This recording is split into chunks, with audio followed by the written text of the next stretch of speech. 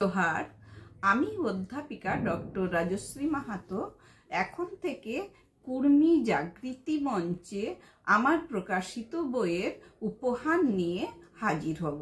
সেই বইটির নাম ঝাড়খণ্ডের লোকগীতে নারীর কথা ও ব্যথা। এই বইটি আমার পিএইচডি গবেষণার ফসল। আমি 2005 সালে রাঁচি বিশ্ববিদ্যালয় থেকে পিএইচডি করেছি। সেই গবেষণাপত্রটি 2025 সালের 5ই সেপ্টেম্বর কলকাতার বঙ্গীয় সাহিত্য সংসদ দ্বারা প্রকাশিত হয়, যার শুভ উদ্বোধন অনুষ্ঠানের আয়োজন 27শে সেপ্টেম্বর ঝাড়গ্রামের হোয়াইট হাউসের সভাগারে অনুষ্ঠিত হয়। এ যাবৎ কুর্মী জাগৃতি মঞ্চে কুর্মী মাহাতো সমাজের অসাধারণ প্রদর্শনী দেখানো হয়। প্রথমে আমরা দেখি রঙিন সজ্জায় মোড়া ছৌ নাচের বাহার। দ্বিতীয় অনুষ্ঠান আমরা দেখেছি ঝুমুর শিল্পীদের চিত্ত দোলায়িত সুরের হিল্লোল।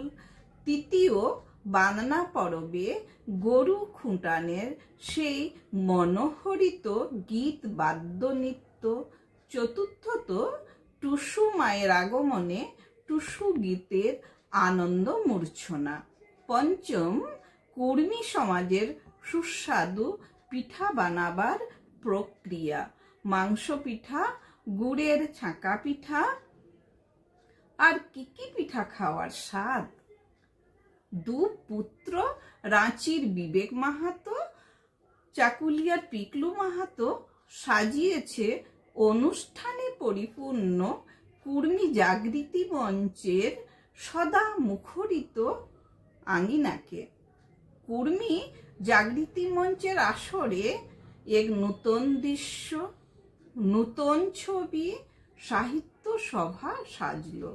কুর্মী জাগৃতি মঞ্চে গীত বাজনা, পিঠাপানা ছাঁকাছাঁকি ছাড়াও লোকসাহিত্যের বৃহৎ দরবারে ঝাড়খণ্ডের লোকগীতে নারীর কথা ও ব্যথার মতো অসাধারণ লেখাটি গ্রহণীয়।